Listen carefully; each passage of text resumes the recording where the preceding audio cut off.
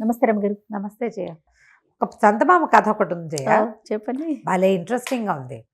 కుంభకవనం అని ఒక అడవి ఉండేదట. బాగుంది. కుంభకవనం దాని పేరు. ఆ కుంభకవనంలో జనాలు వీళ్ళు తిరుగుతూ ఉండేవారు. అడవి చుట్టుపక్కలన్నీ చిన్న చిన్న గ్రామాలు. అడవిలో కూడా కొన్ని కుటుంబాల వాళ్ళు ఉన్నవి కూడా కొంచెం కనపడుతుండేవి. అయితే ఈ కుంభకవనంలో కుంభకుడు అని ఒక రాక్షసుడని, అతను అక్కడే ఎక్కడో భూగర్భంలో ఎక్కడో ఇల్లు కట్టుకుని ఉంటాడని చెప్పేవాళ్ళు. అతన్ని ఎవరు పెద్దగా చూసింది లేదు. ఆ వనం అతందని చెప్పేవాళ్ళు.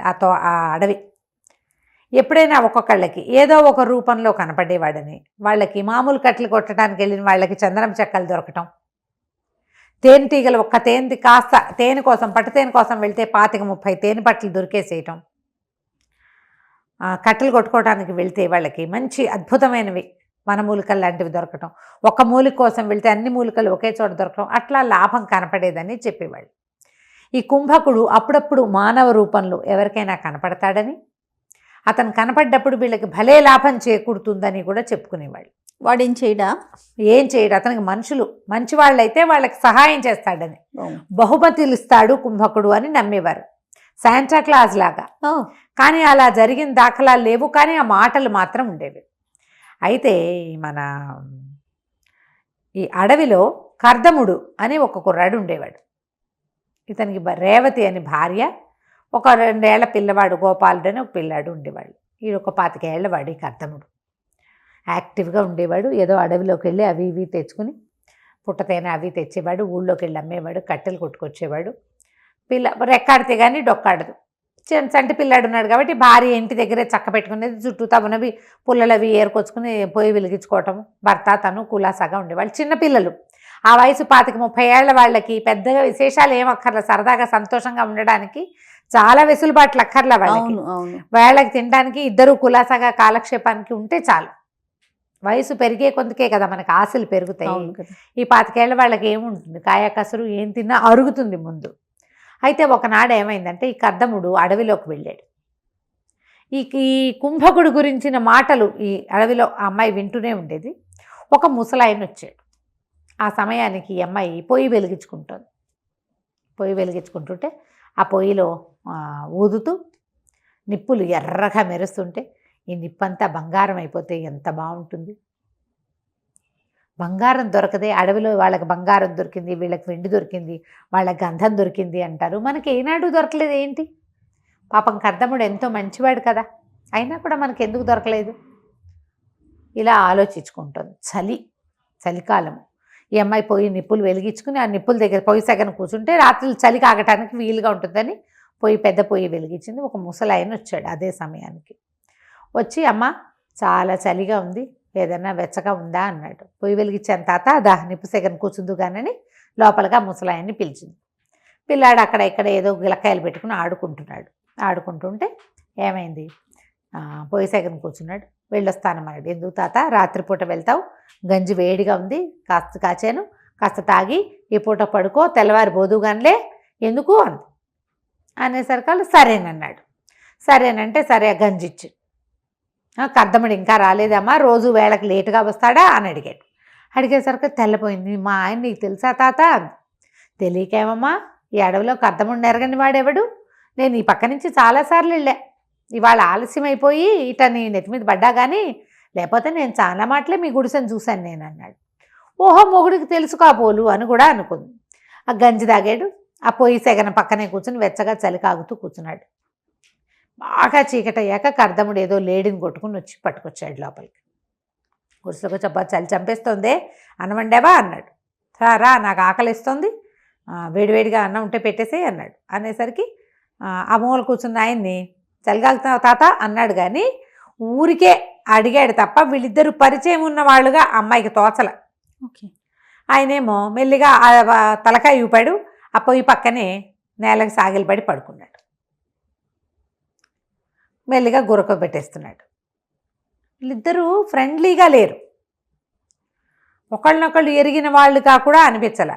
ఎవరో దారిపోయే ముసలి తాతని ఇంట్లోకి రానిచ్చింది పెళ్ళాం అనుకుంటున్నాడు అతను. అయితే సరే అన్నం పెట్టింది. అన్నం తిన్నాక వీళ్ళకి పక్కేసింది. పిల్లాడి నిద్రపోయాడు, ఉయ్యాలేసేసింది, బడికి పడుకోబెట్టింది. భార్య భర్త ఓ పక్కకు పడుకున్నాక పక్క నవ్వాడు. నవ్వి అన్నాడు, చూడవే కుంభకుడు, వీడి కర్మ, ఎంత పెద్ద ఇల్లోట వాడిది, ఎంత ఇల్లో, భూగర్భంలో అసలు మన ఆడవంత ఇల్లుట, హాయిగా అక్కడ ఉండక చూడు మన గంజి తాగి మన ఇంట్లో ఎట్టబడుకున్నాడు నేల మీద అన్నాడు. ఏమిటయ్యా ఈయన కుంభకుడా? కుంభకుడు కాక ఎవరే, నేను ఎప్పుడూ చూడలేదు ఈ అడవిలో ముసలాయన్ని. నీ మంచితనానికి చూసి, నువ్వు ఎంత బాగా చూసుకుంటున్నావో మొగుడిని పిల్లాడిని అని చూసి నీకేమన్నా బహుమానం ఇవ్వడానికి వచ్చాడు, తెల్లారే పెడతాడులే నీకు బోల్డంతా అన్నాడు. అమ్మాయి అలా నిద్రపోయింది. తెల్లవారు లేచాక ఈ ముసలి తాత వీళ్ళిద్దరు లేచేసరికి వెళ్ళిపోయాడు. ఆయన ఏదో వస్తువు ఒక సంచి తెచ్చాడు. ఆ సంచి తెరిచి చూస్తే దాని నిండా మొహరీలు. బా, ఎంత డబ్బో! ఆశ్చర్యపోయారు. రాత్రి కాస్త గంజి పెట్టి వెచ్చగా చలి కాగడానికి ఉంచుకున్నందుకు ఇంట్లో ఇంత దిచ్చాడు అనుకున్నారు.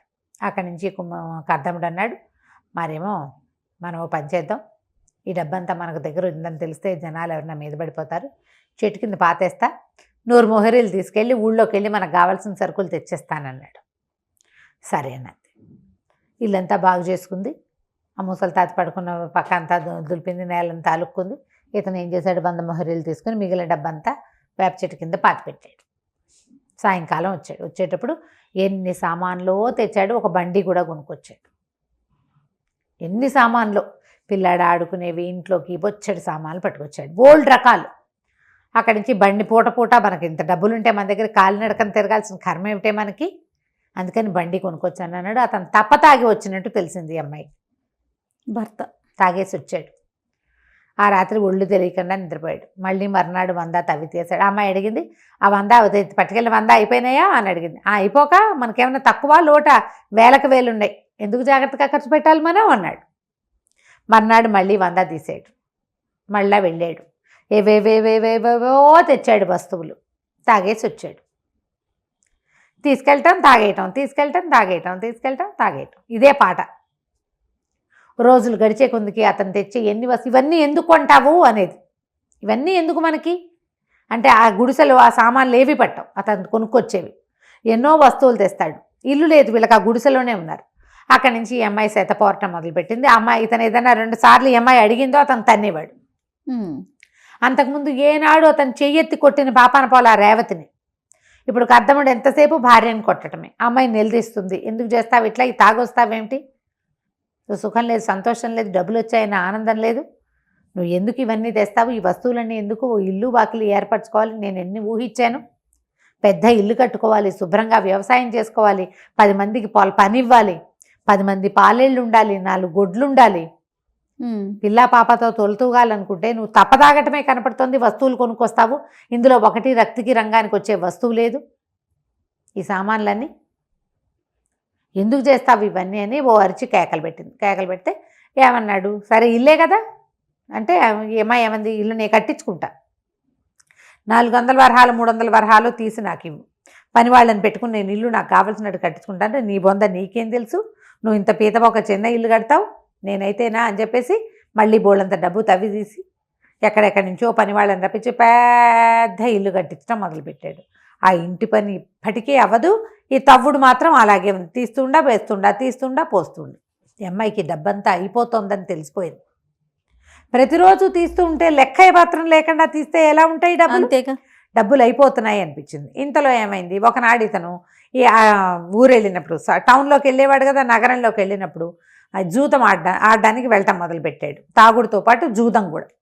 దురభ్యాసాలు అలాగే కదా మొదలవుతాయి, ఒకదాని నుంచి ఇంకొకటి. డబ్బుతోటి దురభ్యాసాలు మొదలవుతాయి.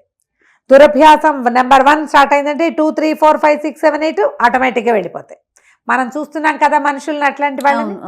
అక్కడి నుంచి జూదశాలలో ఏదో మాట వచ్చి నా దగ్గరేం తక్కువ అంటున్నారు, చెట్టు కింద తవ్వితే కావాల్సినంత అన్నాడు, చెప్పేశాడు. అనగానే ఆ నోట ఈ నోట నగరంలో రాజుగారి చౌరి దగ్గరికి వెళ్ళింది. నగరాధికారులు వచ్చారు. నీకేదో దొరికింది పాతు, నేలలో దొరికిన పాతు రాజుది, నువ్వు వాడుకోవడానికి వీల్లేదు, నువ్వు ఎక్కడి నుంచి తవ్వి తీసుకొస్తావో అది తవ్వి చూపించమన్నారు. నేనెందుకు తవ్వుతా, అదంతా నా స్వార్జితం, నేను ఇవ్వనన్నాడు. వాళ్ళు ఊరుకోకుండా బల్లెం పెట్టి ఒక పోటు పొడిచారు. నా మీదే పడతారా అని ఇతను వాళ్ళ మీదకి తిరగబడ్డాడు. మరి తాగుబోతనంతో పొగరుబోతానని రాదు. అంతేగా. డబ్బుతోటి వచ్చేవేమిటి? తాగుబోతానం తిరుగుబోతానంతో పాటు పొగరుబోతానం కూడా వస్తుంది. తిరగబడేసరికి రాజభట్ల మీద తిరగబడితే వాళ్ళు కాస్త కత్తి విసిరేస్తారు, మెడ తెగిపోయింది. కేవ్వమని పెద్ద కేక పెట్టింది రేవతి. కర్దముడు పరిగెత్తుకొచ్చాడు. ఏమిటే ఎందుకే, ఏదైనా కల వచ్చిందా అన్నాడు. అనేసరికి అమ్మాయి లేచి చూసుకుంది. అమ్మో ఏమిటి ఇదంతా ఇలా ఉంది అని. మీరు తెల్లవారిద్ది అప్పుడే. అటు ఇటు చూసింది. ఆ మూల ఆ ముసలి తాత వదిలిపెట్టేసిన మూట ఒకటి కనపడుతోంది. అతను లేచి వెళ్ళిపోయాడు. ఆ అమ్మాయి కేకలు పెట్టి ఇదిగో ఆ తాత వెళ్ళిపోయినట్టున్నాడు, ఆ సంచి ఏదో వదిలిపెట్టంటే ఉంచవే నీకు బహుమానం ఇచ్చుంటాడేం కదా కుంభకుడు అన్నాడు భర్త. కుంభకుడు ఇచ్చిన బహుమానం నాకొద్దు. మనకి ఏది ఉందో అదే, మనకి ఏది దొరకాలనుందో ఏది లభించాలనుందో అదే లభిస్తుంది తప్ప ఆయన ఎవరో వదిలిపెట్టిన సంచి నాకొద్దు. కేకలు వెయ్యి, ముందు ఈ సంచి ఇచ్చేసేయి అని చెప్పేసి గట్టిగా కేకలు పెట్టింది. వీళ్ళిద్దరికీ మంచి సయోధ్య ఉంది. ఆ అమ్మాయి ఇచ్చేయమంది కాబట్టి ఇచ్చేసాడు. అదే చేతి నిండా డబ్బు వచ్చి అహంకారము, పొగరబోత్తనము, తర్వాత దానివల్ల వచ్చిన తాగుబోత్తనాలు వస్తే భార్య మాట వినేవాడు కాదు అతను. అవును. సంపాదనలు ఎక్కువ లేనప్పుడు భార్యాభర్తలకి సయోధ్యలు ఎక్కువ ఉంటాయి. మీరు గమనించండి, ఆలోచించండి. ఇలా ఉంటుంది. దాంతో భార్య వద్దంటుంది కదా, అందులో ఏమున్నా సరే మనకొద్దు, ఆయన సంచి ఆయనకి ఇచ్చి పంపించేసి అక్కడి నుంచి ఆ సంచి పుచ్చుకుని కేకలు పెట్టాడు. ఓ తాత ఆగా అని కేకలు పెట్టి ఆ సంచి పట్టుకెళ్ళి ఆయన చేతులు పెట్టాడు. అబ్బే ఇందులో ఏమీ లేదురా నాయన అన్నాడు. ఏమీ లేకపోయినా నీ సంచి నువ్వు పట్టుకెళ్ళు, వేరే వాళ్ళ వస్తువు మా ఇంట్లోకి రావడానికే వీల్లేదు, మా ఆవిడ ఒప్పుకోదు అని చెప్పి పంపించేశాడు. అక్కడి నుంచి వెనక్కి నవ్వుకుంటూ వచ్చాడు. ఏమిటే భయం వేసిందా, నీకేమైనా పీడకలు వచ్చిందంటే అమ్మాయి ఏం చెప్పిందంటే వేడి గంజి కాచి భర్తకి గిన్నెలో పోసి ఇచ్చింది. ఇతరుల సొమ్ము పరుల సొమ్ము పాము వంటిది. కష్టపడి సంపాదించుకుంటే మనం జాగ్రత్తగా వాడుకుంటాం. ఉచితార్థం వచ్చి పడిపోయింది వచ్చిందంటే ఎన్ని వస్తాయో ఉచితార్థం మన మీద. అంతేగా. మనకు అది ఎప్పటికీ వద్దు. హాయిగా ఉందాం, నువ్వు నేను పిల్లాడు, కలిగితే ఇంకో 2-3 పిల్లలు కలుగుతారు. అడవిని నమ్ముకుని బతుకుతున్నాం, హాయిగా ఇలాగే అడవి తల్లి పిల్లల్లాగా బతుకుదామని చెప్పేసి. సిరి సంపదలు ఎక్కడి నుంచైనా వచ్చి పడితే వాటి వల్ల ఎన్ని రావచ్చో ఈ కథలో కనపడతాయి. అంతే. మనం ఫ్యూచర్ ఆలోచించలేం. మీకు ఈజీ మనీ, ఫ్రీ మనీ వచ్చిన వాళ్ళ ప్రవర్తనలు ఎలా ఉంటాయో మీ చుట్టుపక్కల గమనించండి. ప్రతి ఒక్కరికి అనుభవం ఉంటుంది. రైట్. ఈజీగా డబ్బు వచ్చేసిన వాళ్ళు ఎలా మారిపోయారో మీకు కనపడుతుంది. కష్టపడి సంపాదించుకున్న వాళ్ళ పద్ధతులు వేరేగా ఉంటాయి. అంతే. అంతే. రైట్ రమ్మ గారు, చాలా బాగుంది. నమస్తే అండి. నమస్తే.